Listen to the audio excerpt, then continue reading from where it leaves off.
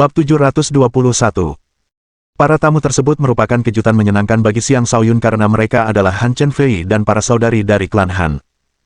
Ia mendapati bahwa kekuatan Han Chen Fei telah meningkat lagi, sementara para saudari tersebut telah meningkat lebih jauh lagi, mencapai alam kenaikan naga tingkat kedua. Sebelumnya, mereka hanya berada di puncak raja. Dengan mencapai alam kenaikan naga tingkat kedua, dapat dikatakan bahwa mereka telah menyamai murid-murid lainnya. Xiang Shaoyun juga dapat merasakan temperamen yang sama sekali berbeda dari mereka. Fisik es beku mereka sebenarnya telah sempurna, bahaya tersembunyi di dalam tubuh mereka telah teratasi. Ketika para saudari itu melihatnya, mereka maju dan membungkuk. Terima kasih telah menyelamatkan hidup kami, Tuan Muda Xiang. Tanpa Xiang Shaoyun membawa mereka ke Akademi Naga Phoenix, mereka tidak akan bertemu Han Chen Fei. Tanpa Xiang Shaoyun membantu mereka mendapatkan kristal dingin ekstrim, mereka tidak akan bisa mengatasi kekurangan fisik mereka. Selain itu, Xiang Shaoyun juga telah menyelamatkan mereka berkali-kali. Karena itu, dia layak mendapatkan penghormatan ini. Dia berkata, baiklah, kamu tidak perlu terus berterima kasih padaku. Kita berteman. Kamu tidak perlu terlalu sopan padaku. Para saudari itu mengangkat kepala dan menatapnya dengan rasa syukur, hati mereka sepenuhnya terpikat olehnya. Dia adalah pria yang telah membantu dan menyelamatkan hidup mereka beberapa kali. Bagi mereka, dia adalah tipe pria yang layak dinikahi. Han Chen Fei telah memberitahu mereka bahwa jika mereka bisa merebut hatinya dan membuatnya bekerja untuk Istana Gletser, dia tidak akan keberatan jika mereka bersamanya. Harus diakui bahwa ini adalah rencana yang indah. Namun, dia juga menegaskan bahwa Xiang Shaoyun bukanlah tipe pria yang akan tunduk pada orang lain. Tuan Muda Xiang, bagaimana pendapat Anda tentang bersekutu untuk perjalanan kita ke Tanah Berkah Bintang Cemerlang? Han Chen Fei langsung ke intinya. Tanah suci bintang bercahaya adalah tempat di mana air bintang bercahaya dapat ditemukan. Itu adalah ruang terbatas yang unik, dan hanya mereka yang berada di alam kaisar atau lebih rendah yang dapat masuk. Setelah kehilangan Leng Feng dan Han Ling Xuang, Istana Gletser Han Chen Fei telah melemah secara signifikan. Oleh karena itu, dapat dimengerti mengapa dia mengusulkan kerjasama ini dengan Xiang Shaoyun. Lagi pula, Sword Society, Cruising Sky, Flaming Sun, dan faksi-faksi super lainnya juga akan ikut serta dalam misi tersebut. Dengan demikian, kemungkinan mereka mendapatkan air bintang berkilau itu rendah. Han Chen Fei mungkin kuat, tetapi Istana Gletser secara keseluruhan tidak cukup kuat.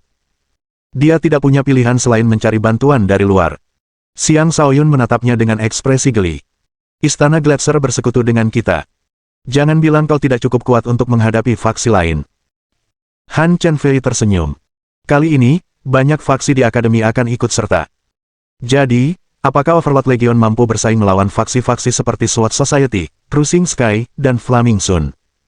Xiang Shaoyun sedikit terkejut saat menjawab, kami benar-benar tidak bisa.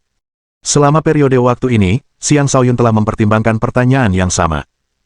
Meskipun Legion Overlord telah bertambah besar, mereka mungkin masih belum dapat bekerja sama dengan baik selama perebutan air bintang berkilau.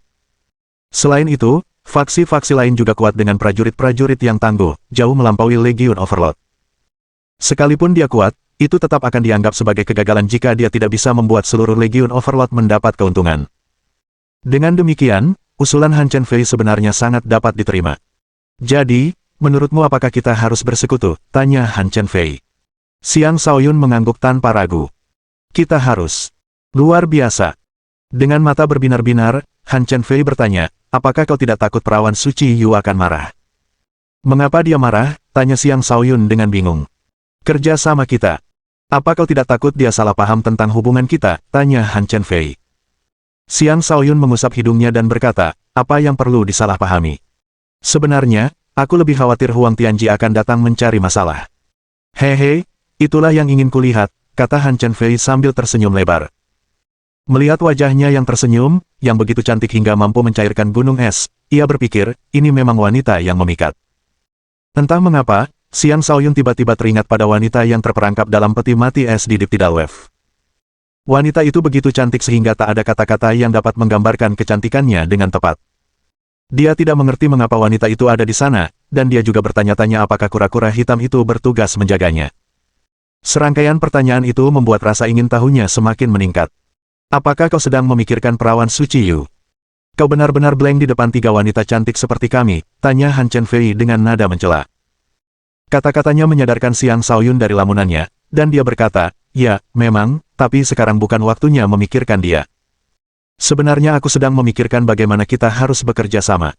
Aliansi berarti kita akan bergerak bersama. Apalagi yang perlu dipikirkan, tanya Han Chen Fei. Tidak, menurutku akan lebih baik jika kita membentuk aliansi rahasia. Bagaimana menurutmu, kata Xiang Shaoyun. Han Chen Fei berpikir sejenak sebelum tersenyum dan berkata, sungguh mengejutkan, kamu benar-benar perhatian. Itu ide yang bagus. Kita perlu mengendalikan apa yang dikatakan orang-orang kita agar orang lain tidak mengetahui hal ini, kata Xiang Shaoyun. Baiklah. Aku akan kembali dan mengatur semuanya, kata Han Chen Fei. Ia segera bertindak dan berkata kepada kedua saudari itu, kalian bisa tinggal dan mengobrol dengannya sebelum pergi. Lalu dia pergi. Kedua saudari itu tetap tinggal. Xiang Shaoyun berkata kepada mereka, karena kalian sudah mengikuti Han Chen Fei, sebaiknya kalian tidak tinggal di sini. Tidak seorang pun akan menginginkan bawahannya setia kepada orang lain. Han Suewei mengumpulkan keberaniannya dan berkata, sebenarnya, dia sudah memberitahu kami sebelum datang bahwa jika Tuan Muda Xiang bersedia, kami bisa tetap berada di sisi Anda. Begitu dia selesai berbicara, secerca warna merah muncul di wajahnya. Jelas, dia merasa agak malu mengucapkan kata-kata itu. Han Qianwei juga menambahkan, benar sekali. Kami ingin tetap berada di sisimu dan menjaga kehidupanmu sehari-hari. Xiang Shaoyun mengerutkan kening dan berkata, omong kosong. Kau benar-benar menganggap serius kata-kata itu. Pergi sana. Aku tidak perlu diurus. Tidak, kami menolak. Kami menyukaimu, teriak Han Suewei, tak mampu lagi menyembunyikan perasaannya. Han Qianwei menatap Xiang Shaoyun dengan saksama, menunggu jawabannya. Xiang Shaoyun sedikit terkejut. Dia menarik napas panjang sebelum berkata dengan sungguh-sungguh, saya menghargai itu, tetapi saya benar-benar hanya menganggap kalian berdua sebagai teman. Air mata menetes saat kedua saudari itu mendengar kata-katanya. Bab 722. Saudari-saudari klan Han kembali ke Villa Phoenix 2, tetapi mereka tidak tahu bagaimana mereka sampai di sana. Mereka benar-benar linglung, penampilan mereka menyedihkan. Han Chen Fei sedang menunggu mereka di halaman. Ketika melihat mereka, dia melangkah maju dan menghela napas, gadis-gadis, kalian pasti telah mengalami pukulan yang berat. Kedua saudari itu langsung memeluknya dan menangis terseduh-seduh. Jelas sekali perasaan mereka terhadap Xiang Shaoyun sangat dalam. Han Chen Fei menepuk pundak mereka, membiarkan mereka menangis sepuasnya. Setelah sekian lama, mereka akhirnya berhenti menangis. Dia berkata, baiklah. Kalian sudah cukup menangis. Katakan padaku, apa yang akan kalian lakukan selanjutnya? Kami akan selalu berada di sisimu, mengembangkan istana Gletser bersamamu. Han Qianwei adalah orang pertama yang menjawab. Han Suewei juga mengangguk. Kami bersedia mengikutimu, kakak. Kemanapun kau pergi, kami tidak akan meninggalkanmu. Kami hanya berharap kau tidak menolak kami. Penolakan Xiang Shaoyun telah menghancurkan hati mereka, sementara Han Chen Fei selalu merawat mereka dengan baik. Ketiganya bahkan telah menjadi saudara angkat selama berada di Gunung Es, oleh karena itu, hubungan di antara mereka telah berkembang ke tingkat selanjutnya. Dengan demikian, pernyataan yang dibuat para saudari itu hanyalah untuk memutuskan hubungan masa lalu mereka dengan Xiang Shaoyun. Han Chen Fei memahami perasaan mereka dan berkata, kalian tidak perlu mengucapkan semua kata-kata itu karena marah. Sejak kita menjadi saudara angkat, aku berhenti memandang kalian berdua sebagai bawahan. Kita adalah saudara perempuan. Aku tidak keberatan kalian mengikutiku, tetapi kalian juga perlu memikirkan kebahagiaan masa depan kalian. Xiang Shaoyun mungkin menolak kalian sekarang, tetapi dia mungkin tidak akan menolak kalian selamanya. Kalian tidak perlu terlalu berkecil hati. Han Suewei mengangkat kepalanya dan berkata, kakak, menurutmu masih ada harapan? Dia sudah menolak kita dengan terang-terangan. Dia tidak punya perasaan apapun terhadap kita. Gadis bodoh, dia hanya menolak kalian berdua karena kalian belum menunjukkan kehebatan kalian. Kalian selalu bercerita tentang dia yang telah menyelamatkan kalian berkali-kali, kan? Itu hanya membuktikan bahwa dia masih menyukai kalian. Kalau tidak, untuk apa repot-repot? Tapi itu juga sebabnya kalian berdua tampak terlalu lemah. Wanita biasa tidak pantas untuk pria luar biasa seperti dia. Tidakkah kau sadari bahwa dia juga tidak peduli padaku, kata Han Chen Fei. Benarkah begitu, tanya Han Qianwei. Tentu saja. Lihat, tujuan Xiang Shaoyun adalah Yu Kaidi. Kau pasti menyadarinya. Selain itu, Yu Kaidi tampaknya juga menyimpan perasaan untuknya. Pria luar biasa seperti dia akan menemukan seseorang yang pantas untuknya sebagai kekasih. Menurutmu seberapa besar jarak antara kalian berdua dan Yu Kaidi? Ekspresi mereka meredup mendengar pertanyaan itu. Yu Kaidi adalah dewi bagi semua pria di akademi. Dia sempurna, seseorang yang hanya sedikit orang yang pantas memilikinya, kekasih yang diimpikan semua pria. Membandingkan para saudari itu dengannya sama seperti membandingkan itik buruk rupa dengan angsa. Yang satu berada di tanah, yang lain di langit. Mereka sangat berbeda, seperti langit dan bumi. Hanya pria seperti Xiang Shaoyun yang pantas untuk wanita seperti Yu Kaidi. Bagaimana mungkin mereka bisa bersaing dengannya? Tidak perlu berkecil hati. Fisik es kalian telah terbentuk. Kalian hanya perlu bekerja keras dalam kultivasi. Sekalipun kalian tidak bisa melampaui mereka, kalian bisa mengejar mereka. Saat itu, Xiang Shaoyun pasti akan memandang kalian berdua dengan cara yang baru, kata Han Chenfei. Kakak benar. Kita harus bekerja keras, kata Han Suewei, harapannya kembali menyala. Han Qianwei menghela napas, kakak, kau sangat baik kepada kami. Kami akan melakukan semua yang kami bisa untuk tujuanmu di masa depan. Baiklah, jangan bicarakan itu lagi. Beritahu yang lain untuk berkumpul di sini dan bersiap untuk perjalanan ke Tanah Suci Gleamstar, kata Han Chenfei. Ya, kakak, jawab keduanya. Aura dahsyat terpancar dari kediaman seorang tetua generasi sebelumnya. Hantu naga yang mengaum muncul, tampak sangat nyata. Ini adalah aura naga yang telah terkondensasi sebesar 55%. Dengan demikian, pemiliknya jelas merupakan seorang ahli alam kenaikan naga tingkat menengah kelima. Tentu saja, di dalam Akademi Naga Phoenix, aura seperti ini bukanlah hal yang istimewa, tetapi orang yang keluar dari ruang kultivasi itu sebenarnya adalah seorang pemuda. Dialah orang yang memancarkan aura naga tersebut. Usianya membuat hal ini sulit dipercaya. Pemuda itu tak lain adalah Dilin, pemimpin aliansi Di. Siapa sangka dia bisa langsung melesat ke alam kenaikan naga tahap 5 dari alam raja tahap 9 hanya dalam 2 tahun. Kecepatan itu bisa mengejutkan banyak orang. Seorang wanita cantik berpakaian menawan muncul di sampingnya dan tersenyum. Adikku, perkembanganmu sungguh pesat. Layak menyandang gelar fisik bintang 8 tingkat tinggi. Kakak senior, kau bercanda. Sekadar ini mungkin tidak cukup untuk membuat tuanku senang, kata Dilin sambil tersenyum. Dia mungkin berbicara dengan rendah hati, tetapi senyum gembira di wajahnya mengkhianati perasaan sebenarnya. Di Sekte Ziling, dia dikenal sebagai jenius nomor 1. Namun, bahkan saat itu, kecepatan perkembangannya tidak secepat ini. Pertumbuhannya sepenuhnya berkat usaha gurunya dalam membimbingnya. Wanita cantik di hadapannya adalah cucu perempuan gurunya, Si Tuyan. Dia adalah kultivator alam kenaikan naga tingkat menengah keempat. Adikku, kau masih sangat muda, namun kau telah melampauiku. Apa yang membuat kakek sedih, kata Si Tuyan dengan lembut. Oh, ya, ada sesuatu yang penting yang ingin kukatakan padamu. Kakakmu disang, dia dibunuh oleh Xiang Shaoyun. Ekspresi Dilin berubah drastis saat dia bertanya, apakah itu benar? Si Tuyan mengangguk dengan serius. Ya. Saat itu, saudari Yunxi berada di sisi kakakmu, tetapi dia gagal membalaskan dendamnya dan malah mundur dari gunung berapi yang dikuasai oleh aliansi Di bersama anggota lainnya. Akibatnya, Legion Overlord berhasil menduduki gunung berapi tersebut. Sepertinya saudari Yunxi masih belum bisa melupakan perasaannya terhadapnya. Karena Si Tuyan menyukai Dilin, wajar saja jika dia menjelek-jelekkan Xia Yunxi di depannya. Sungguh kurang ajar Xiang Shaoyun, aku tak akan tenang sampai aku membunuhnya, seru Dilin dengan marah. Jangan khawatir, adikku. Aku akan membantumu membalas dendam, kata Si Tuyan sambil memeluk Dilin. Kesempatan bagus untuk membunuh Xiang Shaoyun telah muncul. Aku punya cara untuk memastikan dia tidak akan pernah muncul di akademi lagi. Apa rencanamu, kakak senior? Asalkan aku bisa membunuh Xiang Shaoyun, aku akan menyetujui permintaan apapun, janji Dilin dengan gelisah. Dalam 3 hari, para murid akan berangkat ke Tanah Suci Bintang Bercahaya. Di sana, hanya kaisar yang bisa masuk. Menurut penyelidikanku, Legiun Penguasa juga akan ikut serta. Pada saat itu, kita bisa memastikan Xiang Shaoyun akan tinggal di sana selamanya, kata Si Tuyan. Bab 723. Hari ini adalah hari langka ketika para murid Akademi Naga Phoenix berkumpul. Di lapangan bela diri, sebagian besar murid telah berkumpul. Mereka semua dipenuhi dengan kegembiraan, kebahagiaan, dan semangat masa muda.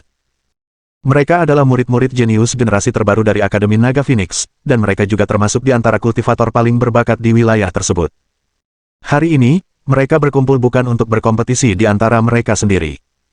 Sebaliknya, mereka akan menuju ke Tanah Berkah Bintang Bercahaya untuk mencari air bintang bercahaya. Air bintang berkilau adalah jenis air spiritual yang langka. Dalam legenda, sejenis air mata air astral murni tercipta setelah beberapa bintang meletus. Air ini, yang dikenal sebagai air bintang berkilau, dapat memperbesar ukuran bintang seorang kultivator. Ukuran bintang seseorang telah ditentukan sejak lahir, dan hanya akan bertambah melalui terobosan yang tiada henti. Selain itu, beberapa material langka juga dapat memperluas kapasitas bintang. Air bintang berkilauan tidak diragukan lagi merupakan material yang sangat baik di antara banyak material yang mampu memperluas bintang. Para murid jenius ini berasal dari berbagai organisasi kuat di wilayah kekuasaan tersebut. Meskipun demikian, tak satu pun dari mereka memiliki air bintang bercahaya, sehingga penemuan tanah suci bintang bercahaya telah membuat para murid ini sangat gembira. Selama seseorang bisa mendapatkan air bintang berkilau, ia akan mampu memperluas bintang-bintangnya, sehingga memungkinkan untuk menyimpan lebih banyak energi astral. Ini adalah sesuatu yang akan sangat menguntungkan bagi setiap kultivator, menambah akumulasi energi astral seseorang. Oleh karena itu, sekitar 2/3 murid ikut serta dalam ekspedisi tersebut. Karena ini adalah operasi gabungan, seorang tetua dari jajaran atas akademi memberikan pidato, memberitahukan kepada para murid bahwa mereka bukanlah satu-satunya yang akan terlibat. Beberapa organisasi dan ras lain juga telah menemukan tempat itu. Tetua itu mengingatkan mereka bahwa perebutan air bintang bercahaya akan sangat sengit. Saat mereka tiba, hidup atau mati akan bergantung pada takdir. Tak lama kemudian, tetua itu menyelesaikan pidatonya dan mengaktifkan formasi teleportasi, mengirim semua murid yang berpartisipasi ke suatu tempat di dekat tanah suci bintang bercahaya. Dan begitu saja, pasukan besar yang terdiri dari lebih dari 10.000 murid akademi tiba di sebuah tempat bernama Kota Meteorit. Kota Meteorit adalah kota bobrok dan mati yang telah ditinggalkan selama bertahun-tahun. Kota ini berbatasan dengan Gurun Selatan. Akademi Naga Phoenix kemungkinan besar telah membangun kembali formasi teleportasi ini baru-baru ini. Kota ini dinamai Kota Meteorit karena sebuah meteorit pernah jatuh di sini, menghancurkan semua penduduk hingga tewas. Tanah suci Gleamstar berada di luar kota. Karena formasi unik yang mengelilinginya, tanah itu tetap tak ditemukan selama ini. Baru-baru ini, karena alasan yang tidak diketahui, petunjuk tentang tanah suci itu muncul dan ditemukan oleh seorang santo. Begitulah ekspedisi untuk mencari air Gleamstar dimulai. Menurut perkiraan, formasi tersebut akan terbuka dalam beberapa hari, dan hanya mereka yang berada di alam kaisar atau di bawahnya yang dapat masuk. Tempat itu akan tetap terbuka selama sebulan, setelah itu akan runtuh dan lenyap. Oleh karena itu, mereka yang masuk diharuskan mengumpulkan air bintang berkilau dalam waktu 1 bulan sebelum dapat pergi dengan aman. Mereka yang gagal pergi tepat waktu akan tetap berada di dalam selamanya. Para tetua Akademi Naga Phoenix membawa para murid ke tepi kawah tertentu sebelum mendirikan perkemahan. Kawah itu terbentuk ketika meteorit mendarat. Orang biasa tidak akan bisa merasakan sesuatu yang berbeda di tempat ini, dan hanya seorang Saint yang mampu merasakan ketidakstabilan ruang. Di tengah keramaian, Xiang Shaoyun bisa merasakan sesuatu yang berbeda di tempat ini. Dengan demikian, ia melepaskan indera dari domain jiwa neternya. Dengan takjub, ia menemukan banyak retakan di udara, seolah-olah jaring laba-laba menutupi ruang di atas kawah. Suatu kekuatan yang tak terlukiskan memancar keluar dari celah-celah itu. Mungkin itu adalah kekuatan formasi tersebut. Dia hanya mampu merasakan celah-celah itu dengan domain jiwa neternya. Orang biasa tidak akan bisa melihat apapun dengan mata telanjang. Ada apa dengan formasi spasial ini? Apakah hanya para Saint yang dapat mendeteksinya sementara hanya para kaisar yang dapat masuk? Kurasa tidak. Saint pasti telah membuat formasi di sini, memberi kita kesempatan untuk menempa diri di sana, simpul Xiang Shaoyun. Air bintang berkilau sangatlah berharga, dan bermanfaat bahkan bagi kultivator alam fondasi jiwa. Tanpa batasan apapun, kultivator alam fondasi jiwa akan dapat memasukinya. Jika demikian, tidak ada kaisar yang akan memiliki kesempatan untuk mendapatkan air bintang berkilau. Tentu saja, itu adalah informasi yang tidak diketahui oleh orang luar. Hanya para orang suci yang bertanggung jawab atas seluruh urusan itu yang mengetahuinya. Bahkan jika Xiang Shaoyun mengetahui kebenarannya, dia tidak akan berani menyebarkannya. Para murid jenius itu pun menunggu formasi tersebut terbuka. Di beberapa tempat lain, organisasi dan ras lain juga sedang menunggu. Terlepas dari reputasi Akademi Naga Phoenix, jangkauan mereka terbatas. Di dalam tanah suci, para murid harus mengandalkan kemampuan mereka sendiri. Xiang Shaoyun mengumpulkan anggota Legion Overlord dan secara pribadi membuat beberapa pengaturan untuk langkah selanjutnya setelah memasuki wilayah tersebut. Ekspedisi ini akan sangat berbahaya. Setelah masuk, akan sangat bagus jika kalian bisa menemukan air bintang berkilau. Tetapi jika tidak bisa, jangan memaksakan diri. Prioritaskan untuk tetap hidup. Jika kalian bahkan tidak hidup, tidak ada gunanya membicarakan masa depan. Ingatlah ini baik-baik, kata Xiang Shaoyun. Benar, Tang Longfei setuju. Meskipun kita tidak bisa mendapatkan air bintang bercahaya, kita masih bisa mencari rumput perluasan bintang atau ramuan lain untuk memperluas bintang kita. Tetapi jika kita mati, kita tidak akan memiliki apapun. Para anggota angkatan pertama Overlord Legion mengangguk setuju, sementara mereka yang bergabung kemudian tampak agak tidak senang. Mereka merasa bahwa kata-kata itu merusak moral, dan mereka juga merasa bahwa Xiang Shaoyun tidak bertindak setegas pemimpin mereka seharusnya. Xiang Shaoyun juga menunjuk beberapa kapten yang bertanggung jawab atas kelompok-kelompok berbeda agar mereka lebih mudah menangani perubahan setelah masuk. Dengan cara itu, semua orang menunggu formasi dibuka. Pada saat itu, seseorang tiba-tiba berjalan menuju Overlord Legion. Para murid di sekitarnya terkejut. Bukankah itu Ouyang Chuanqi, si penyendiri? Dia berjalan menuju Xiang Shaoyun. Hah, kau benar. Ouyang Chuanqi sama seperti Bai Li Yixiao, jarang tampil di depan umum. Jadi dia juga ada di sini. Dan dia mencari Xiang Shaoyun.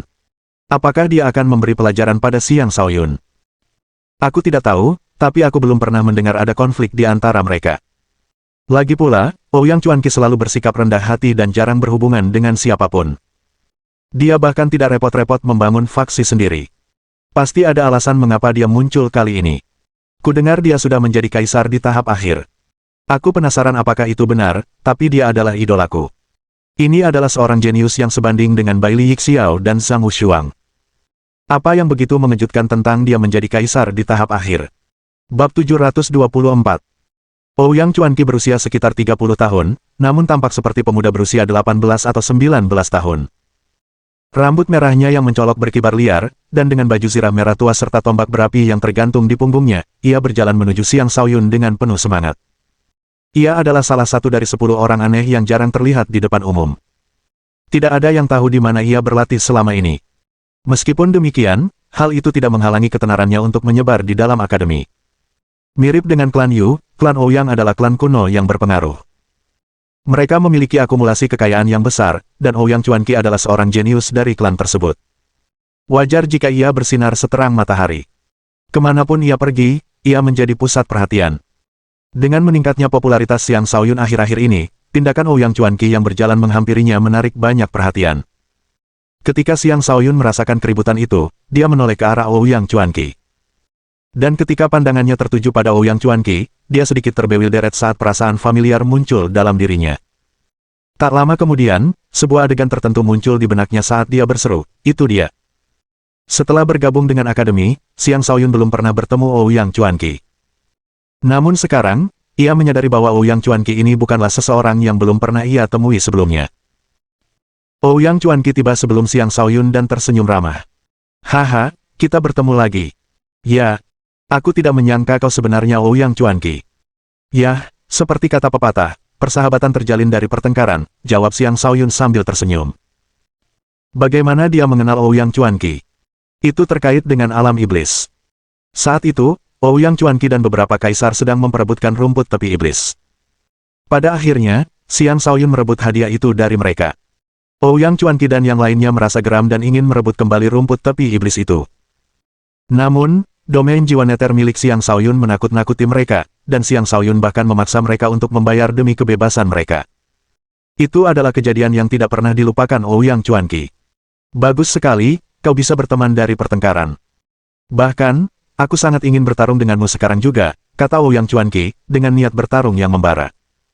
"Jika itu keinginanmu, aku siap kapan saja," jawab Xiang Shaoyun tanpa ragu-ragu. "Lupakan saja. Kau aneh. Aku masih tahu kekuatanku dengan baik," kata Ouyang Chuanqi sambil menghela napas. Orang-orang di sekitarnya sangat terkejut ketika mendengar percakapan mereka. Mereka dapat mengetahui bahwa Ouyang Chuanqi mundur dari Xiang Shaoyun, dan itu adalah berita yang sangat mengejutkan. Bahkan Ouyang Chuanqi pun bukan tandingan Xiang Shaoyun. Sejujurnya, saat pertemuan pertama mereka di alam iblis, Ouyang Chuanqi sangat ketakutan oleh alam jiwa neter milik Xiang Shaoyun. Saat itu, Xiang Shaoyun masih berada di alam langit, sementara Ouyang Chuanqi sudah menjadi kultivator alam kenaikan naga tingkat 4. Bahkan dalam situasi itu, Ouyang Chuanqi masih harus patuh membayar Xiang Shaoyun untuk kebebasannya. Dari situ, orang bisa melihat betapa anehnya Xiang Shaoyun. Itu juga kekalahan pertama Ouyang Chuanqi di tangan seseorang dengan tingkat kultivasi yang lebih rendah, dan dia tidak akan pernah melupakan pengalaman itu. Ketika dia mengetahui siapa Xiang Shaoyun sebenarnya, dia dipenuhi dengan emosi yang rumit. "Kau berlebihan. Kau adalah salah satu murid terkuat di akademi. Aku mungkin bukan tandinganmu," kata Xiang Shaoyun dengan rendah hati, memberikan Ouyang Chuanqi rasa hormat yang pantas diterimanya. Pengakuan kekalahan Ouyang Chuanqi di depan umum telah sangat memperbaiki kesan Xiang Shaoyun terhadapnya. Ouyang Chuanqi jelas merupakan orang yang jujur dan terhormat. Jangan repot-repot. Orang lain mungkin tidak mengenalmu, tapi bagaimana mungkin aku tidak mengenalmu? Ouyang Chuanqi melambaikan tangannya. Sejujurnya, perjalanan ke Tanah Berkah Bintang Bercahaya ini adalah permainan yang cukup membosankan.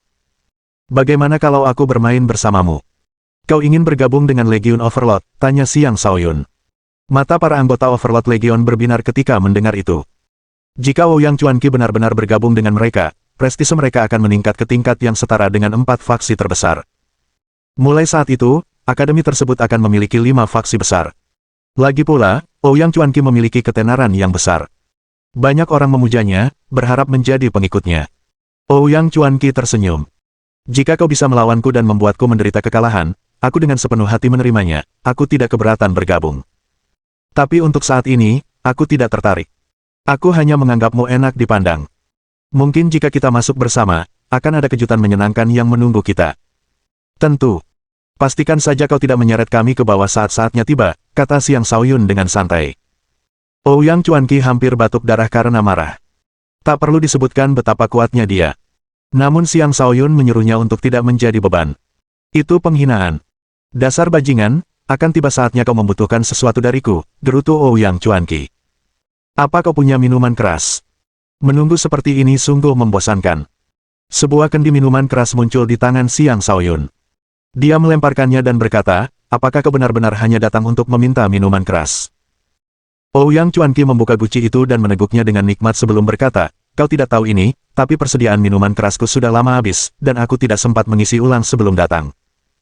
Xiang Shaoyun mengeluarkan guci minuman keras lainnya dan berkata, minum sendirian itu membosankan. Mari minum bersamamu. Kemudian dia pun meneguknya dengan berani. Sialan, ya. Inilah perasaan santai yang kucari. Air Gleamstar. Siapa peduli? Hidup terus berjalan, entah aku mendapatkannya atau tidak. Tidak ada gunanya terlalu memikirkannya, kata Ouyang Chuanqi. Dia benar-benar tenang dan tampaknya tidak terlalu peduli dengan air Gleamstar. Xiang Shaoyun tersenyum tetapi tidak mengatakan apapun. Dia terus minum. Dalam hati, dia tertawa, aktor yang hebat. Jika kau tidak peduli dengan air bintang berkilauan itu, mengapa kau repot-repot mencariku? Keduanya mulai minum dan mengobrol seolah-olah mereka adalah teman lama yang sudah saling mengenal selama bertahun-tahun. Pemandangan mereka sangat menggugah pikiran bagi para murid akademi. Sebagian orang merasa bahwa hanya orang aneh lain yang benar-benar mengenal orang aneh lainnya, dan ini adalah kemitraan antara yang kuat. Sebagian orang merasa bahwa Ouyang Chuanqi merendahkan dirinya sendiri dengan berteman dengan Xiang Shaoyun dan membuat keputusan yang tidak bijaksana. Sebagian orang merasa bahwa Xiang Shaoyun sangat beruntung bisa berteman dengan orang aneh seperti Ouyang Chuanqi. Terlepas dari pemikiran mereka, mereka sekarang harus menyesuaikan pola pikir mereka terhadap Xiang Shaoyun. Di masa lalu, mereka memandangnya sebagai seseorang yang menghancurkan prospeknya sendiri dengan mengembangkan 9 kekuatan. Tetapi sekarang, Xiang Shaoyun tidak hanya menunjukkan kekuatan yang besar, dia bahkan telah berteman dengan Ouyang Chuanqi. Di masa depan, dia juga akan bersinar terang. Tanpa disadari, masa mencapai keputusan untuk sebisa mungkin menghindari menyinggung Overlord Legion.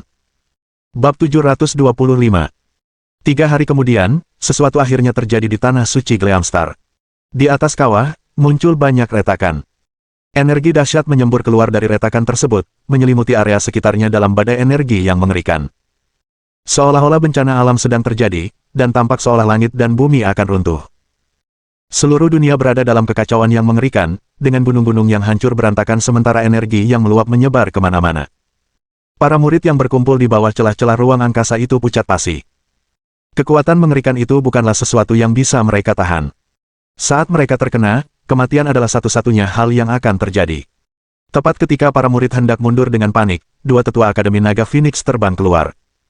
Mereka melambaikan tangan, melepaskan kekuatan tak terbatas yang menghalangi letusan dari retakan dan melindungi para murid. Di sekeliling celah-celah itu, para ahli dari berbagai organisasi dan ras melakukan hal yang sama. Tentu saja, ada juga beberapa kelompok tanpa ahli dari alam suci. Mereka langsung dimusnahkan, bahkan tidak mampu melarikan diri. Tanah suci Gleamstar baru saja muncul, namun darah sudah tertumpah. Ini adalah tempat di mana keberuntungan dan bencana berjalan beriringan. Ketika letusan spasial melemah, seorang tetua Akademi Naga Phoenix berkata, formasi telah melemah.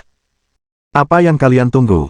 Saat itu, para murid dan tunggangan mereka menyerbu ke depan, seketika memenuhi langit dengan orang-orang.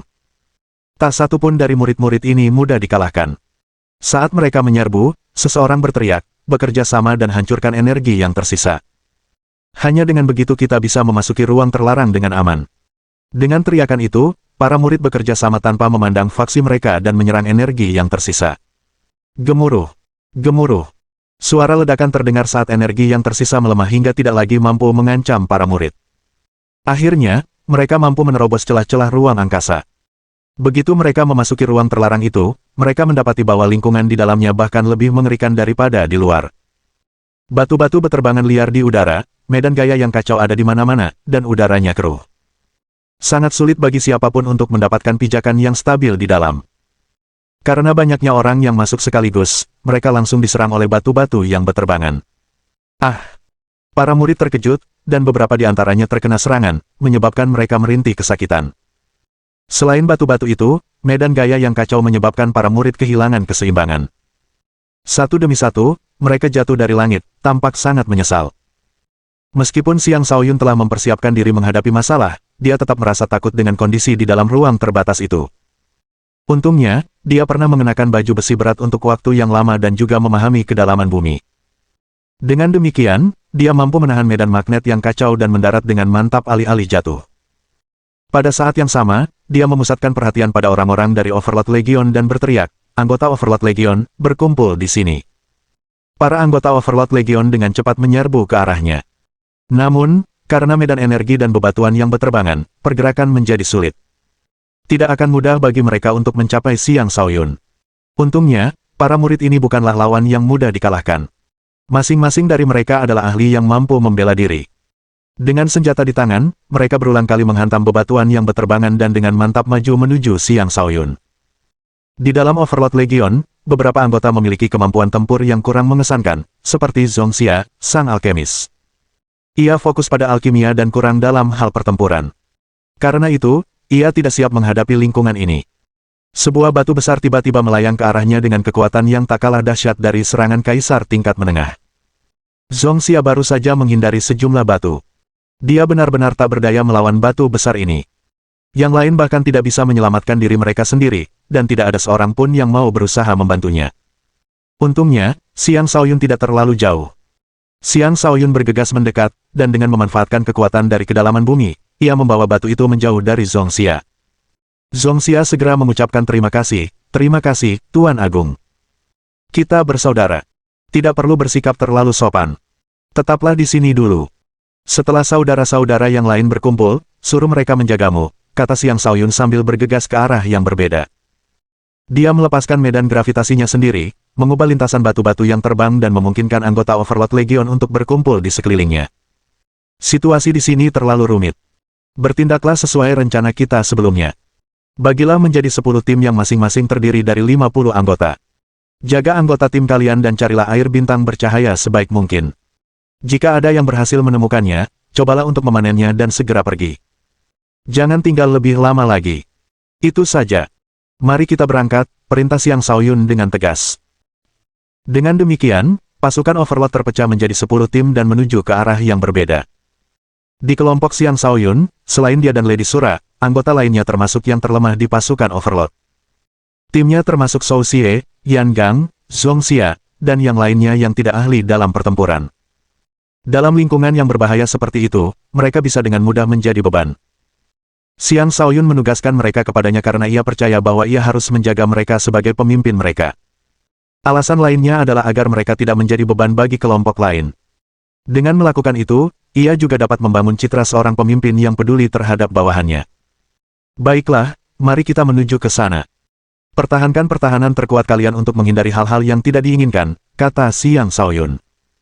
Mereka tidak berani menunda dan segera mengenakan baju zirah terbaik yang mereka miliki. Tuan Agung, izinkan saya membuka jalan, Ma Qihou menawarkan diri. Dia adalah garda terdepan Legion Overlord. Karena itu adalah sesuatu yang seharusnya dia lakukan. Bagus.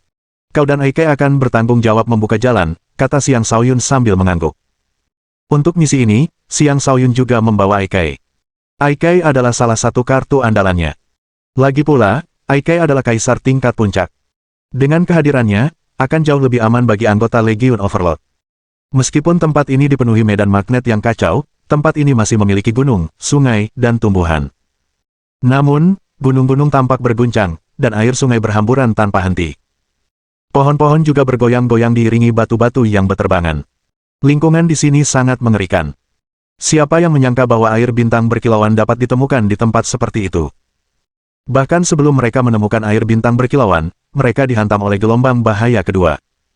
Bab 726. Kekacauan total terjadi di dalam tanah suci Gleamstar, lingkungan yang sangat sulit untuk diadaptasi. Setiap murid yang masuk harus selalu waspada untuk mencegah cedera. Di sini, batu-batu yang berterbangan bukanlah bahaya terbesar. Bahaya terbesar sebenarnya adalah energi spiritual yang tidak stabil yang menyulitkan siapapun untuk memanfaatkan energi alami di udara. Karena itu, setiap krisis yang mereka hadapi akan menguras energi astral yang mereka simpan, namun mereka tidak memiliki cara untuk mengisi kembali energi mereka.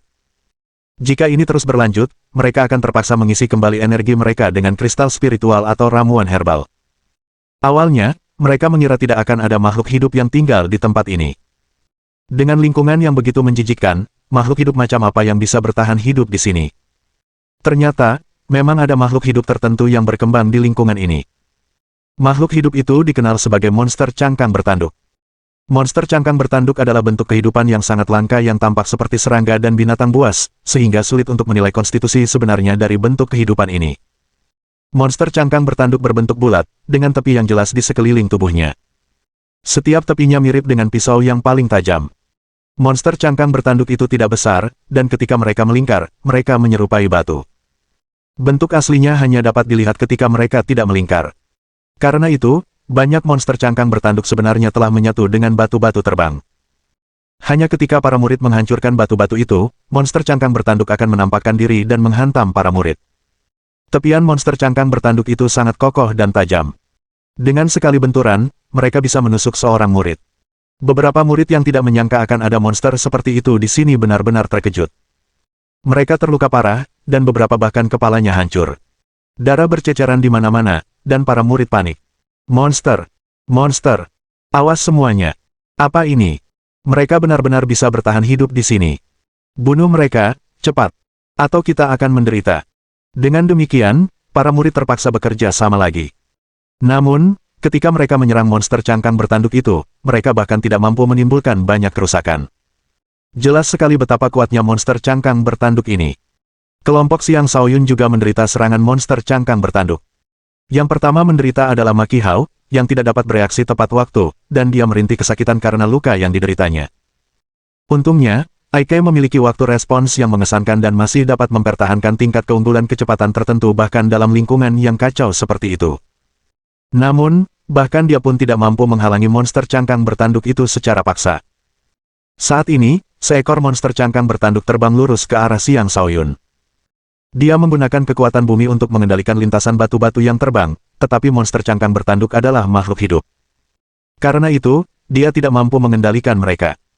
Xiang Shaoyun bereaksi cepat dan mengepalkan tinju berwarna coklat yang menghantam tepat monster cangkang bertanduk yang terbang ke arahnya. Bang! Monster cangkang bertanduk itu terlempar, namun tidak mengalami kerusakan apapun. Sebaliknya, ia memanfaatkan benturan itu untuk menghantam orang lain. Monster-monster ini sama sekali tidak terpengaruh oleh lingkungan yang kacau. Sebaliknya, mereka melayang mengikuti arus udara dan menyerang siapapun yang mereka temui di jalan. Mereka tidak menyerang hanya untuk melukai manusia. Sebaliknya, mereka memanfaatkan kesempatan untuk melahap darah mangsanya dan meningkatkan vitalitas mereka. Lebih buruk lagi, ada banyak monster cangkang bertanduk. Di antara beberapa batu, akan ada satu monster cangkang bertanduk. Meskipun banyak murid yang masuk, jumlah mereka sangat sedikit jika dibandingkan. Beberapa orang dalam kelompok Xiang Shaoyun terluka. Untungnya, belum ada korban jiwa. Xiang Shaoyun segera memberi perintah, semuanya, masuk ke formasi dan lepaskan kehadiran kalian untuk menghalangi hal-hal ini. Dengan memberi contoh, ia memancarkan kehadirannya. Proyeksi seekor harimau yang mengaum dan seekor naga yang mengaum muncul. Pada saat yang sama, lempengan emas 6 lapis miliknya terbentuk dan melindunginya. Yang lain tak berani menahan diri dan ikut mengerahkan kekuatan masing-masing. Sebuah tembok pertahanan besar terbentuk, melindungi mereka dari kekacauan di sekitar mereka. Xiang Shaoyun sedang memainkan perannya sebagai seorang pemimpin. Jika dia tidak memiliki wibawa yang dimilikinya dan bawahannya tidak patuh, akan sulit bagi mereka untuk menunjukkan kerja sama tim seperti itu. Contoh yang baik adalah sekelompok murid yang tidak jauh dari situ. Mereka tidak mampu membentuk barisan pertahanan serupa dan babak belur akibat serangan monster cangkang bertanduk terbang. Pada saat itu, sejumlah besar monster cangkang bertanduk tiba-tiba muncul. Tidak ada yang bisa melarikan diri untuk saat ini. Serang bersama, perintah Xiang Shaoyun lagi. Kelompoknya yang berjumlah 50 orang menyerang secara seragam. Berbagai serangan dengan beragam warna dilancarkan, menciptakan tirai cahaya yang menyilaukan saat mereka membombardir monster-monster yang datang. Siapa sangka Legion Overlord memiliki kerjasama tim yang begitu hebat. Semua itu berkat kerja keras Zhuge Zantian, kepala pelayan Legion Overlord yang telah melatih mereka sejak sebulan yang lalu. Zhuge Zantian tidak hanya mahir dalam mengelola rumah tangga, tetapi juga mahir dalam formasi pertempuran.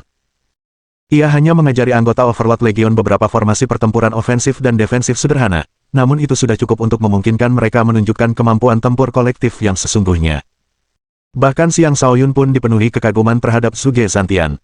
Ia memiliki kekuatan fisik dan kecerdasan, dan dapat dianggap sebagai seorang kepala pelayan yang luar biasa. Saat kelompok itu bekerja sama, mereka berhasil melemparkan banyak batu dan monster cangkang bertanduk. Monster-monster itu pun berhenti menjadi ancaman. Ketika kelompok lain melihat efek kerja sama tim, mereka dengan cepat menirunya. Dengan demikian, mereka juga mampu lolos dari bahaya, meskipun dengan beberapa kesulitan. Akan sulit bagi mereka untuk terus mencari air bintang bercahaya. Mereka bahkan ragu apakah air bintang bercahaya dapat ditemukan di tempat yang begitu kacau. Xiang Shaoyun melepaskan kewaspadaannya, tetap siaga terhadap serangan mendadak monster itu sambil mencari air bintang berkilauan. Berdasarkan banyak catatan kuno yang telah dibacanya, air bintang berkilauan adalah mata air unik yang terbentuk dari bagian-bagian bintang yang hancur dan telah menua dalam waktu yang lama. Melepaskan kendali atas inderanya terbukti efektif karena ia segera menemukan tempat dengan medan gravitasi yang relatif kurang kacau. Mungkin air bintang berkilauan dapat ditemukan di sana. Tanpa ragu-ragu, ia memerintahkan anak buahnya untuk mengubah arah dan menuju ke sana. Banyak orang berada di tanah yang diberkati itu. Karena itu, mungkin tidak cukup air bintang bercahaya untuk semua orang. Mereka yang pertama kali mendapatkan air bintang bercahaya pasti akan diuntungkan selama pembagian. Selain itu, setelah mendapatkan air bintang bercahaya, seseorang dapat pergi terlebih dahulu daripada tinggal di sini untuk menderita. Saat mereka sedang menuju ke sana, kelompok lain juga menuju ke arah yang sama. Kelompok itu kuat dan terdiri dari anggota-anggota yang gagah berani. Jumlah mereka sekitar 200 orang, menjadikan mereka salah satu kelompok terbesar. Xiang Shaoyun tidak bermaksud memprovokasi mereka, tetapi tampaknya pihak lain tidak memiliki niat yang sama. Bab 727. Kelompok orang yang menghalangi kelompok Xiang Shaoyun menyebut diri mereka sebagai Squall. Pemimpin mereka adalah Feng Xiaoxia, yang pernah berselisih dengan Xiang Shaoyun. Sekitar 200 orang yang hadir bahkan bukan seluruh anggota mereka. Mereka hanya 1/5 dari total anggota mereka. Pergi sana, teriak seseorang yang berdiri di samping Feng Xiaoxia. Dia tinggi dan ramping, bermata seperti ular, memiliki tulang pipi yang menonjol, dan bibir tipis. Dia tampak seperti orang yang sulit diajak bergaul. Dia adalah Situ King Feng, jenderal nomor 1 yang bertugas di bawah Feng Xiaoxia. Mirip dengan Feng Xiaoxia, dia adalah kultivator elemen angin. Dia memiliki kemampuan bertarung yang gagah berani dan merupakan kultivator alam kenaikan naga tingkat 4. Kombinasi tingkat kultivasi dan kecepatannya membuat kultivator alam kenaikan naga tingkat 5 pun kesulitan untuk melawannya. Ma Qihao, sebagai garda terdepan, melangkah maju dan menjawab, Situ King Feng, kau pikir kau siapa? Kau berani meninggikan suara kepada anggota Overlord Legion. Dia sekarang adalah kultivator alam kenaikan naga tahap akhir ketiga. Karena itu, dia memiliki kepercayaan diri untuk melawan Situ King Feng. Anggota Legion Overlord manapun yang berani melangkah maju akan langsung dibunuh, kata Situ King Feng dengan seringai. Adapun Feng Xiaoxia, dia berdiri di sana dengan tangan bersilang di dada. Dengan seringai di wajahnya, dia memperhatikan, tanpa berniat mengatakan apapun. Fokusnya tertuju pada Xiang Shaoyun saat dia mengumpat dalam hati, anak ini benar-benar kecoa abadi. Bagaimana dia bisa hidup selama ini? Aku benar-benar ingin membunuhnya di sini juga. Lagi pula, dia memiliki lebih banyak orang di pihaknya saat ini. Jika mereka menyerang, Legion Overlord akan menderita. Namun, dia tidak yakin bisa benar-benar membunuh Xiang Shaoyun di sini. Lagi pula, Xiang Shaoyun memiliki banyak kartu truf. Baiklah, biar ku coba. Ma Qihao marah dan hendak menyerbu maju untuk melawan Situ King Feng, tetapi Xiang Shaoyun menghentikannya. Tidak ada gunanya bertindak gegabah sekarang. Biarkan mereka pergi dulu, kata Xiang Shaoyun. Haha, dan kau menyebut dirimu seorang penguasa. Kenapa kau tidak menyebut dirimu kura-kura saja? Dasar pengecut, situ King Feng tertawa terbahak-bahak. Para pengikutnya juga mulai mencibir dan mengejek. Para anggota Legiun Overlord menunjukkan ekspresi yang sangat tidak menyenangkan. Mereka merasa sangat buruk karena pemimpin mereka dipermalukan di depan umum seperti ini, dan mereka semua ingin melawan orang-orang Feng Xiaoxia. Namun, kesenjangan kekuatan antara kedua pihak terlalu besar. Jika pertempuran benar-benar terjadi, keadaan tidak akan menguntungkan mereka. Baiklah, ayo pergi. Membosankan membuang waktu untuk para pengecut ini, kata Feng Xiaoxia dengan angkuh. Ma Qihao sedang marah dan mulai berteriak, aku tidak bisa menerima. Namun Xiang Shaoyun sekali lagi menyela, tidak ada gunanya bertindak gegabah. Diam. Ma Qihao tidak mengundurkan diri, tetapi ia terpaksa menelan kata-kata yang belum diucapkannya. Ia tidak mengerti mengapa Xiang Shaoyun mengundurkan diri. Tindakan Xiang Shaoyun telah melemahkan moral kelompok. Mari kita lewat sana, kata Xiang Shaoyun, sambil menyeringai. Dan dengan demikian, mereka terus maju dari arah yang berbeda. Para anggota Squall tertawa terbahak-bahak ketika melihat anggota Overlord Legion mengambil jalan memutar di sekitar mereka. Sayangnya, tak lama kemudian, tawa mereka berubah menjadi ratapan ketika medan kekuatan yang tidak stabil tiba-tiba muncul tidak jauh di depan mereka. Medan kekuatan itu menelan para anggota Squall. Medan kekuatan itu mampu melukai bahkan para sovereign biasa, dan seketika membunuh lebih dari 20, atau bahkan lebih dari 30, dari mereka. Para anggota Squall, diliputi rasa takut, segera mundur. Lihat, seperti yang kukatakan, bertindak gegabah itu tidak ada gunanya. Lihat, mereka sedang menderita sekarang, ejek Xiang Shaoyun. Keheranan menyelimuti para anggota Overlord Legion. Dari ucapannya, tampaknya Xiang Shaoyun telah melihat medan kekuatan itu datang. Itu terlalu sulit dipercaya. Tetap dekat. Mari kita tingkatkan kecepatan, kata Xiang Shaoyun sambil memimpin. Dia mengerahkan indera dari domain jiwa neternya, mendeteksi semua medan gaya kacau di sekitarnya saat dia menghindari bahaya yang tidak perlu. Pada saat yang sama, monster cangkang bertanduk masih terus muncul tanpa henti, menciptakan ketidaknyamanan yang cukup besar bagi mereka. Dengan mengandalkan indera-inderanya yang tajam, Xiang Shaoyun mendeteksi monster cangkang bertanduk sebelum orang lain dan membunuh atau melukai monster-monster itu sebelum mereka mendekat. Para anggota Overlord Legion dapat benar-benar merasakan kekuatan Xiang Shaoyun, dan rasa hormat mereka pun tumbuh. Setelah sekitar 4 jam, mereka akhirnya tiba di area dengan medan gaya yang stabil. Namun di sana, mereka menemukan bahwa semacam kekuatan mengisolasi area tersebut dari medan gaya yang kacau. Tampaknya mustahil bagi mereka untuk masuk. Lihat, apakah air mata air yang berkilauan itu air bintang berkilauan, seru seseorang sambil menunjuk menembus penghalang. Hal itu menarik perhatian orang lain. Benar sekali. Itu air bintang berkilauan. Kelihatannya seperti sungai bintang. Sangat indah. Ada sesuatu yang terasa aneh di dalam. Aku merasa energi kehidupan di dalam sangat padat, namun mengapa tidak ada bentuk kehidupan sama sekali di sekitar sini? Tidak ada waktu untuk memikirkan itu. Ayo kita masuk ke dalam dan ambil air bintang berkilau itu. Jika ada yang datang, kita tidak akan bisa mendapatkan apapun. Para anggota Legiun Overlord sangat ingin mengumpulkan air itu. Lagi pula, tujuan perjalanan mereka adalah air bintang berkilau, dan air itu ada tepat di depan mereka. Kegembiraan mereka dapat dimengerti. Namun, Xiang Shaoyun tidak segera bergerak maju. Kekuatan isolasi bukanlah alasannya. Sebaliknya, dia memiliki firasat bahwa area yang stabil ini pun akan menjadi tidak stabil. Semuanya, mundur sekarang juga. Menjauhlah dari tempat ini, teriak Xiang Shaoyun. Tuan Agung, air bintang berkilauan ada tepat di depan kita. Mengapa kita menyerah? Tanya seseorang dengan bingung. Benar sekali. Kita bisa bekerja sama dan menerobos masuk. Kita pasti bisa mendapatkan air Gleamstar, kata orang lain. Kukatakan untuk mundur. Apa kau dengar? Tempat ini akan segera meledak. Xiang Shaoyun meraung cemas. Pergilah, dengarkan Overlord, Shou Xie adalah orang pertama yang menyuarakan dukungannya. Mendengar itu, sebagian kecil orang mundur, tetapi sebagian besar lainnya masih enggan pergi. Mereka yang enggan pergi tidak yakin bahwa tempat itu akan tiba-tiba meledak. Lagi pula, di seluruh ruang terbatas ini, hanya ada sedikit area yang stabil. Jika tempat ini pun akan meledak, di mana mereka bisa menemukan air bintang berkilau lagi? Xiang Shaoyun terpaksa mengambil keputusan yang kejam. Baiklah. Mereka yang menolak pergi tidak akan lagi menjadi anggota Overlord Legion. Dia tidak menyangka bahwa bawahannya tiba-tiba akan menjadi tidak dapat diandalkan pada saat kritis seperti ini. Mereka pada dasarnya sedang mencari kematian. Dia mengabaikan mereka dan mulai mundur bersama orang-orang yang bersedia mendengarkan.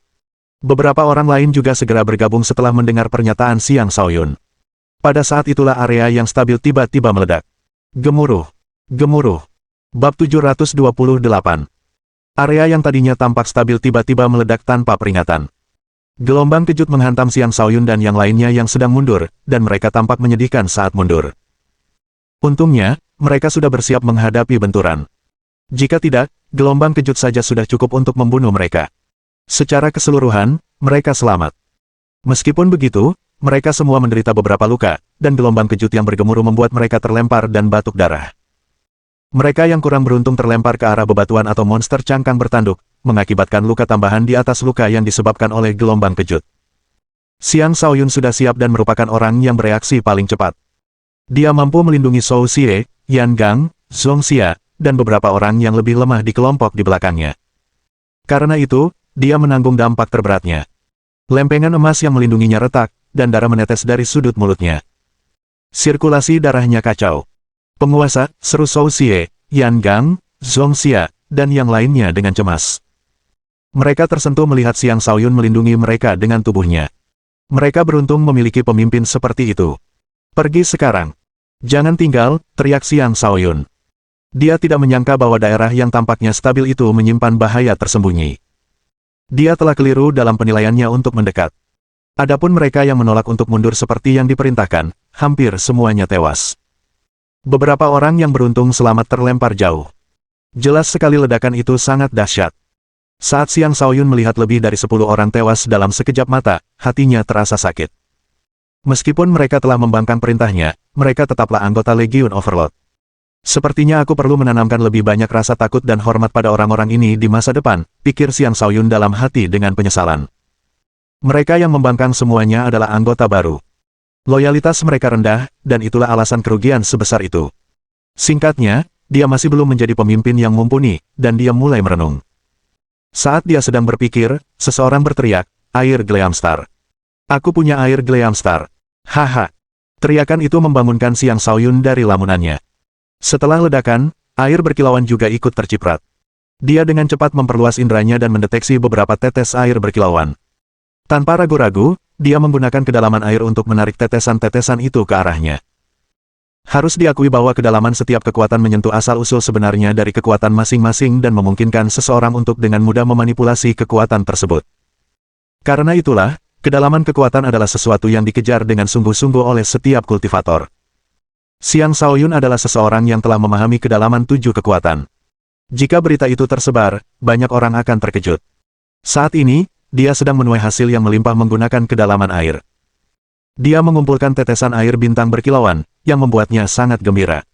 Air Gleamstar sesuai dengan namanya, bintang-bintang berkilauan yang memancarkan energi murni yang tak tertandingi. Sekilas melihatnya saja sudah membuat orang ingin segera menyerapnya. Namun, Xiang Shaoyun tidak menunjukkan terlalu banyak kerinduan terhadap tetesan air tersebut. Sebaliknya, dia berteriak kepada yang lain, kumpulkan air bintang berkilauan itu secepat mungkin. Barulah kemudian para anggota Overlord Legion pulih dari keterkejutan mereka dan mulai mengumpulkan air Gleamstar yang tersebar. Sayangnya, ledakan itu terlalu dahsyat, dan sebagian besar air Gleamstar telah hancur. Hanya sebagian kecil yang terciprat. Dengan lingkungan yang mengerikan di sini, bahkan mengumpulkan tetesan yang tersebar pun sulit. Sekali lagi, Xiang Shaoyun menunjukkan indera-inderanya yang sangat tajam saat ia menemukan sebuah tempat dengan 2 tetes air bintang berkilauan. Ia segera bergegas ke sana, mencoba mengumpulkan kedua tetes air tersebut. Jika tidak, air itu akan rusak ketika mengenai bebatuan yang berterbangan. Tepat ketika ia hendak meraih kedua tetes air itu, sesosok tiba-tiba melesat seperti angin. Orang itu juga meraih kedua tetes air tersebut, sambil menendangnya. Karena Xiang Shaoyun sepenuhnya fokus pada air bintang berkilauan, dia tidak menyadari kehadiran pendatang baru itu sebelumnya. Dia dengan cepat menghindari tendangan itu sebelum melancarkan tendangan balasan. Tendangan badai. Dengan udara kacau yang berhembus kemana-mana, kekuatan angin sangat efektif. Sebuah badai melesat keluar dari tendangan menuju orang yang mendekat. Xiang Shaoyun mengira tendangan itu sudah cukup untuk mendorong penyerang menjauh, tetapi seseorang tiba-tiba muncul dan mencegat serangan itu. 2 tetes air bintang berkilauan ini milikku, kata orang itu dengan angkuh. Dia tak lain adalah Situ King Feng dari Squall. Di sampingnya ada 2 anggota Squall. Xiang Shaoyun mengerutkan kening karena ingin sekali membunuh mereka semua. Namun setelah ragu-ragu, dia memutuskan untuk melepaskan mereka. Masih ada tetesan air bintang berkilauan lainnya yang tersebar di area tersebut. Jika Xiang Shaoyun melewatkannya, dia tidak tahu kapan dia akan menemukan sumber air bintang berkilauan yang baru. Di matanya, si Tu King Feng hanyalah seorang badut. Jika dia mau, dia bisa membunuhnya hanya dengan satu jari. Ketika si Tu King Feng melihat Xiang Shaoyun mundur, dia tertawa, haha, lihat itu. Ini kura-kura dari Legion Overlord. Dia tidak punya nyali sama sekali. Hahaha. Orang-orang di sampingnya juga tertawa terbahak-bahak, mata mereka dipenuhi rasa jijik saat memandang Xiang Shaoyun. Kura-kura. Ini kedua kalinya kau memanggilku begitu. Heh. Xiang Shaoyun berbalik dan tersenyum. Senyumnya tampak agak menyeramkan, dipenuhi niat membunuh. Sebelum senyum itu menghilang, sosoknya lenyap. Mata si Tu King Feng berkedut, sementara orang-orang di sampingnya gemetar karena firasat buruk muncul dalam diri mereka. Xiang Shaoyun tiba-tiba muncul di hadapan si Tu King Feng. Menggunakan sisi kedua telapak tangannya sebagai pisau, dia menebas wajah si Tu King Feng. Ujung pemotong iblis. Serangan itu dilancarkan dengan memanfaatkan kekuatan angin yang dahsyat, menarik kekuatan angin yang mengamuk di sekitarnya untuk membentuk badai. Si Tu King Feng benar-benar terjebak di dalam badai, dan keadaannya tidak terlihat baik. Si Tu King Feng adalah ahli nomor 1 di bawah Feng Xiaoxia. Kecepatannya bukanlah yang tercepat di akademi, tetapi dia tetap melampaui banyak orang karena menguasai tahap pertama dari niat gerak kaki. Dikombinasikan dengan tingkat kultivasinya, dia bisa menyamai kecepatan kaisar tingkat puncak. Namun, Xiang Shaoyun menyerangnya sebelum dia sempat melihat apapun. Dari situ, jelas bahwa Xiang Shaoyun jauh lebih cepat darinya. Sudah terlambat baginya untuk menyesal sekarang. Karena Xiang Shaoyun telah memutuskan untuk membunuh, dia tidak akan selamat. Dan demikianlah, tragedi menimpa si Tu King Feng. Bab 729. Berbicara soal kecepatan, Xiang Shaoyun mungkin adalah murid tercepat di Akademi Naga Phoenix. Mengapa demikian? Karena dia telah memahami kedalaman angin, dan niat langkah kakinya telah mencapai tahap ruang yang menyusut. Dia secepat para penguasa. Bagaimana si Tu King Feng bisa dibandingkan dengannya dalam hal kecepatan? Itulah sebabnya, setelah Xiang Shaoyun memutuskan untuk menyerang, dia membunuh si Tu King Feng sebelum si Tu King Feng sempat bereaksi. Baru setelah itu anggota Squall bereaksi dan langsung menyerang. Namun, Xiang Shaoyun bergerak secepat angin, dan mereka bukanlah tandingannya. Badai yang ia ciptakan mulai bergerak ke arah mereka. Badai itu bahkan menerbangkan batu-batu terbang dan monster cangkang bertanduk di sekitarnya. Para anggota Squall sangat ketakutan, dan mereka segera mundur, takut terseret ke dalam badai juga. Serangan Xiang Shaoyun terlalu dahsyat, sebanding dengan serangan kaisar tingkat akhir. Wajar jika mereka tidak berani menghadapinya. Setelah badai mencapai jarak tertentu, ia memuntahkan sesosok mayat. Itu tak lain adalah si Tu King Feng, dan tidak ada satupun bagian kulitnya yang tidak terluka. Pergi sana dan beritahu Feng Xiaoxia bahwa suatu hari nanti aku juga akan datang untuk mengambil nyawanya, kata Xiang Shaoyun dingin. Keduanya gemetar ketakutan dan melarikan diri tanpa repot-repot mengambil jenazah si Tu King Feng. Kekuatan Xiang Shaoyun terlalu menakutkan. Mereka tidak berani tinggal sedetik pun lebih lama karena takut kehilangan nyawa mereka juga. Membunuh sesama murid dilarang di akademi, tetapi karena mereka berada di luar akademi, aturannya jauh lebih longgar. Mereka takut Xiang Shaoyun benar-benar akan memusnahkan mereka. Sejujurnya, meskipun Xiang Shaoyun menyatakan dirinya sebagai penguasa tertinggi, dia merasa dirinya masih belum cukup berkuasa. Dia tidak akan repot-repot membunuh si Tu King Feng jika bukan karena provokasi yang berulang-ulang. Melihat kedua orang yang melarikan diri itu, dia menghela napas dalam hati, air bintang berkilauan itu terlalu memikat. Begitu banyak yang telah mati karenanya. Kurasa akademi sudah lama meramalkan ini. Apakah ini cara mereka menyaring murid-murid yang tidak berguna? Xiang Shaoyun tidak berpikir terlalu lama. Dia segera bergegas menuju anggota Overlord Legion lainnya. Dari anggota Overlord Legion, hanya satu yang secara kebetulan mendapatkan setetes air bintang berkilau. Sisanya masih belum mendapatkan apa-apa. Adapun Aikai, ia berhasil mendapatkan 2 tetes. Namun, air bintang berkilau itu tidak terlalu berguna baginya, jadi ia memberikan kedua tetes tersebut kepada Xiang Shaoyun. Xiang Shaoyun tanpa basa-basi menerimanya. Tak lama kemudian, ia pergi bersama anggota Overlord Legion untuk mencari lebih banyak air bintang berkilau. Setiap tetes hanya cukup untuk memperluas kapasitas 1 bintang. Seseorang seperti Xiang Shaoyun, yang memiliki 9 bintang, akan membutuhkan 9 tetes. Dengan kata lain, air Gleamstar yang telah ia kumpulkan sejauh ini bahkan tidak cukup untuk dirinya sendiri, apalagi untuk dibagikan. Mulai sekarang, siapapun yang tidak mematuhi perintah dapat langsung meninggalkan Legion Overlord. Aku tidak akan mempersulit mereka yang pergi, seru Xiang Shaoyun dengan nada tegas. Awalnya, ia mengira kekuatannya cukup untuk mencegah bawahannya dan bahwa ia akan mampu memimpin mereka serta mengumpulkan lebih banyak air bintang berkilau. Namun setelah kejadian sebelumnya, ia merasa bahwa efek jerahnya tidak cukup. Masih banyak bawahan yang terlalu percaya diri dan menolak untuk patuh, yang mengakibatkan kematian. Jika ia membiarkan ini berlanjut, ia akan menjadi pemimpin yang tidak kompeten. Sekarang, ia terpaksa menjelaskan semuanya dan memberi peringatan yang cukup. Jika tidak, itu akan menjadi kesalahannya jika kejadian yang sama terulang kembali. Kami menaati penguasa, jawab semuanya. Dari mereka yang tersisa, beberapa adalah anggota awal dan beberapa adalah anggota yang bergabung belakangan. Namun, setelah mereka menyaksikan kemampuan Xiang Shaoyun yang seolah-olah mendeteksi bahaya, mereka dipenuhi rasa hormat. Hal itu semakin terasa setelah melihat Xiang Shaoyun dengan mudah membunuh Si Tu King Feng. Jika pemimpin seperti ini pun tidak layak mendapatkan pengabdian mereka, pemimpin seperti apa yang pantas bagi mereka? Tersisa sekitar 30 orang dari mereka, dan dengan persatuan yang diperbarui, mereka berangkat mencari lebih banyak air Gleamstar. Sayangnya, beberapa hari kemudian, mereka kurang beruntung. Alih-alih menemukan lebih banyak Gleamstar, mereka malah babak belur dan kelelahan akibat banyaknya letusan medan gaya yang tiba-tiba. Beberapa hari berikutnya, beberapa dari mereka menderita luka parah. Sisanya pun tidak mudah. Faktanya, tak seorang pun yang masuk ke sana mengalami kemudahan. Korban jiwa sangat tinggi, dan kemungkinan banyak lagi yang akan meninggal dalam sebulan ke depan.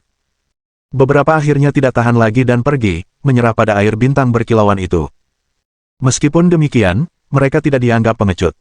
Bahkan, melepaskan harapan di tengah kemustahilan juga merupakan bentuk keberanian. Tentu saja, tidak semua orang tidak mendapatkan keuntungan apapun. Ruang terbatas ini layak menjadi tempat dengan sisa-sisa sebuah bintang.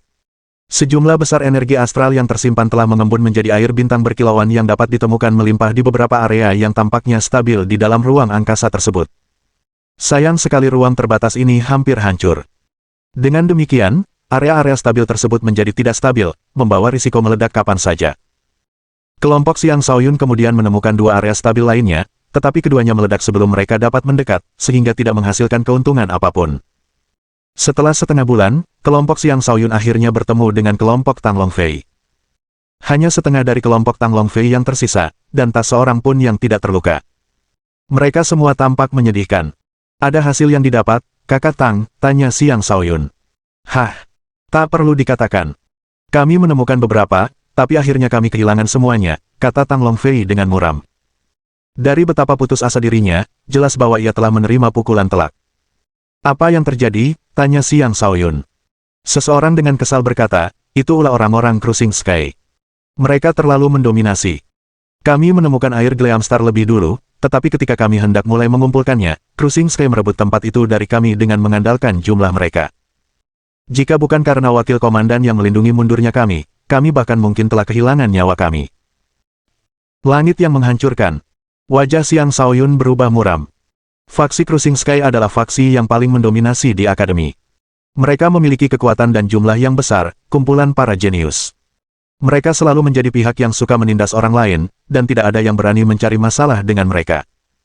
Tang Longfei sudah cukup beruntung bisa mundur bersama bawahannya. Kita tidak memiliki jumlah maupun kekuatan untuk melawan mereka, jadi tidak ada yang bisa kita katakan tentang itu. Mari kita lanjutkan saja pencarian kita, kata Tang Longfei sambil tersenyum getir. Kau benar, kakak Tang.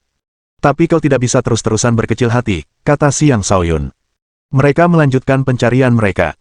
Tetapi ketika kelompok itu akhirnya menemukan air bintang berkilauan, mereka bertemu lagi dengan orang-orang langit penghancur. Bab 730. Ruang terlarang itu tidak kecil, dan tampaknya mulai runtuh di mana-mana. Setelah 1 bulan berlalu, kemungkinan besar akan runtuh sepenuhnya. Tersisa sekitar setengah bulan sebelum itu, dan area-area yang stabil mulai runtuh satu demi satu, menandakan bahwa ruang terlarang itu akan hancur total. Setiap kelompok mencari air bintang berkilau di mana-mana. Mereka berusaha sekuat tenaga untuk mengumpulkan cukup air bintang berkilau dan pergi dalam waktu setengah bulan yang tersisa. Setelah bergabung dengan kelompok Tang Longfei, Xiang Shaoyun berangkat lagi. Dengan mengandalkan indera-inderanya yang luar biasa, ia sekali lagi menemukan area yang stabil. Tempat itu tampak sangat stabil, tidak menunjukkan tanda-tanda akan runtuh untuk saat ini. Sebuah aliran air berkilauan kecil dapat terlihat, pemandangan yang sangat mempesona. Selain itu, sebuah tunas muda tumbuh di tengah air yang berkilauan. Tunas itu lembut dan subur, tampak seperti tunas yang baru tumbuh setelah hujan. Awalnya, semua orang mengira itu adalah tanaman herbal yang luar biasa. Tetapi ketika mereka mengamati lebih teliti, mereka menyadari bahwa itu kemungkinan besar adalah pohon muda yang menakjubkan. Mata Tang Longfei berbinar saat dia berkata, "Tuan Agung, kita kaya. Kita perlu mengumpulkan semua air bintang berkilauan di sini." Yang lain juga tampak bersemangat. Mereka semua menyimpulkan bahwa setelah mengumpulkan air bintang bercahaya di sini, mereka akan dapat meninggalkan tempat ini dengan selamat. Ada medan gaya yang sangat kuat di sekitarnya. Aku khawatir memasuki dan mengambil air bintang berkilau itu tidak akan mudah, kata Lady Sura. Bagaimana kita bisa tahu tanpa mencoba? Biar saya coba, Ma Qihou menawarkan diri dengan antusias. Baiklah, silakan coba. Tapi ingat, hati-hati, kata Xiang Shaoyun. Tidak hanya Ma Qihou, yang lain juga bersemangat untuk mencoba menerobos. Setelah mendapat izin, Ma Qihou menyerbu ke arah area kandang kuda dengan senjata di tangan. Bang! Dia langsung menyerbu ke arahnya, dan dia terlempar jauh dengan suara gemuruh. Dia batuk darah. Jelas dia menderita luka-luka. Untungnya, dia telah membangun pertahanannya sebelum menyerbu, jika tidak, lukanya akan lebih serius. Medan energi itu terlalu menakutkan. Aku tidak bisa menembusnya, kata Ma Qihou dengan muram. Biar saya coba. Seseorang lain melangkah maju dan menyerang medan gaya itu dengan tidak sabar. Sebuah senjata bundar aneh muncul di tangannya. Senjata itu memiliki beberapa efek unik, dan dia pikir itu akan membantu. Sayangnya, dia pun terlempar. Ketika yang lain melihat itu, ekspresi mereka berubah cemas dan muram. Jika mereka tidak bisa segera masuk dan mengambil air bintang berkilauan di dalamnya, ini mungkin akan menjadi kesempatan yang terlewatkan bagi mereka. Baiklah, jangan buang-buang tenaga lagi. Biar aku coba, kata Xiang Shaoyun. Overlord, ingatlah untuk berhati-hati, kata yang lain dengan tatapan penuh harap di mata mereka.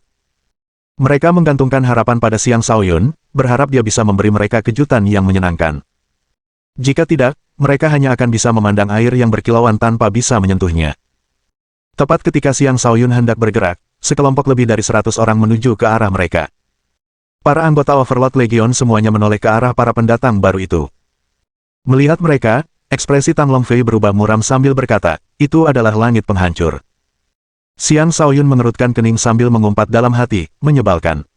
Sebelumnya, Overlord Legion telah menderita kerugian di tangan Cruising Sky. Sekarang setelah Cruising Sky muncul, mereka pasti akan menyulitkan mereka dan menggagalkan rencana mereka untuk mengumpulkan air Gleamstar. Setelah sedikit ragu, Xiang Shaoyun berkata, Kakak Tang, cobalah untuk memperlambat mereka. Aku akan datang membantumu setelah mengumpulkan air bintang berkilauan. Lalu dia mengeluarkan cakram dan menyerbu ke arah area yang stabil tanpa menunggu jawaban Tang Longfei. Cakram itu adalah senjata tingkat suci, dan juga senjata spasial yang unik. Cakram itu memiliki kemampuan untuk membelah ruang, sesuatu yang dia yakini. Ia hanya perlu mengerahkan sedikit kekuatan dengan cakram, dan itu membawanya menembus medan kekuatan ke area yang stabil.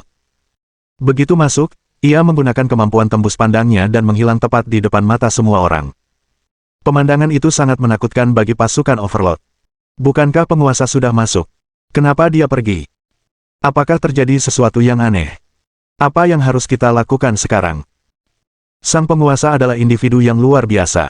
Dia akan baik-baik saja. Mari kita hadapi langit yang menghancurkan. Tidak mudah bagi kami untuk menemukan air Gleamstar, namun mereka muncul lagi. Keberuntungan macam apa ini? Seorang wanita cantik memimpin kelompok Cruising Sky. Ia tidak tinggi, tetapi memiliki sosok yang menggoda. Zirah yang dikenakannya tidak mampu menutupi dadanya yang montok sepenuhnya, memperlihatkan ngarai yang dalam dan sangat mempesona. Di punggungnya tergantung sebuah kapak, seluruh dirinya memancarkan pesona yang unik. Di Akademi Naga Phoenix, ketenarannya hanya kalah dari Yu Kaidi, Han Chenfei, dan Huang Xiaoyue. Dia adalah Lady Violence, An Lulu, salah satu dari 4 penjaga agung di bawah Zhan Wushuang. Memimpin kelompok Cruising Sky, dia berdiri di hadapan Tang Longfei dan yang lainnya. Seseorang di sampingnya menunjuk ke area kandang dan berkata dengan nada menjilat, Nyonya An, di sana ada banyak air bintang berkilau. Setelah mengumpulkannya, kita akan dapat menyelesaikan misi pemimpin dengan lebih banyak persediaan. Tempat ini lumayan, karena akan tetap stabil untuk sementara waktu. Kita perlu mengumpulkan air bintang berkilauan secepat mungkin, kata An Lulu dengan acuh tak acuh. Orang di sebelahnya berkata, "Ya. Biarkan saya mengusir orang-orang menyebalkan ini." Setelah mengatakan itu, dia melangkah maju dan berteriak, "Langit yang menghancurkan ada di sini untuk urusan resmi. Semua orang luar, pergilah atau tanggung akibatnya." Harus diakui bahwa orang ini benar-benar arogan, menggunakan nama faksi miliknya untuk menakut-nakuti anggota Legion Overlord. Namanya Huang Xing, dan dia adalah kultivator tingkat 2 alam kenaikan naga dan salah satu pengawal setia Anlulu. Tempat ini sudah dipesan oleh Legion Overlord. "Kalian bisa pergi ke tempat lain," kata Tang Longfei setelah mengumpulkan keberaniannya. Sejujurnya, dia sangat takut pada Anlulu. Sebelumnya, dia telah menderita di tangannya. Apa sih sebenarnya Overlord Legion itu? "Kalau kau tidak pergi sekarang, kau tidak akan bisa pergi lagi," kata Huang Xing dengan angkuh. "Jika kau ingin menggunakan kekerasan, silakan saja. Paling buruk, kita berdua tidak akan mendapatkan apa-apa," jawab Tang Longfei dengan tegas. Dalam hatinya, ia berdoa, "Shaoyun, oh Shaoyun, kau sebaiknya segera keluar. Musuh yang kalah sepertimu berani bersikap sok tangguh seperti itu." "Menarik," kata Anlulu sambil mencibir. "Kudengar Siang Shaoyun ada di sini, kan? Suruh dia keluar dari sini. Nona muda ini akan menerimanya sebagai pelayanku." Mohon dukungan dari omom ante-ante sekalian, buat subscribe atau sharekan novel Mimin ke Facebook kalian, agar channel Mimin bisa terus berkembang. Dengan begitu, Mimin bisa lebih semangat untuk up novel seru lain ke depannya. Buat teman-teman yang sudah subscribe dan sharekan novel Mimin, Mimin ucapkan terima kasih sebanyak-banyaknya. Sekiranya teman-teman menghadapi masalah video diputar dalam bahasa Inggris, coba tukar kepada bahasa Indonesia original melalui cara ini. Semasa mendengarkan, pencet tombol setting di atas kanan video, pilih audio track dan tukar bahasa.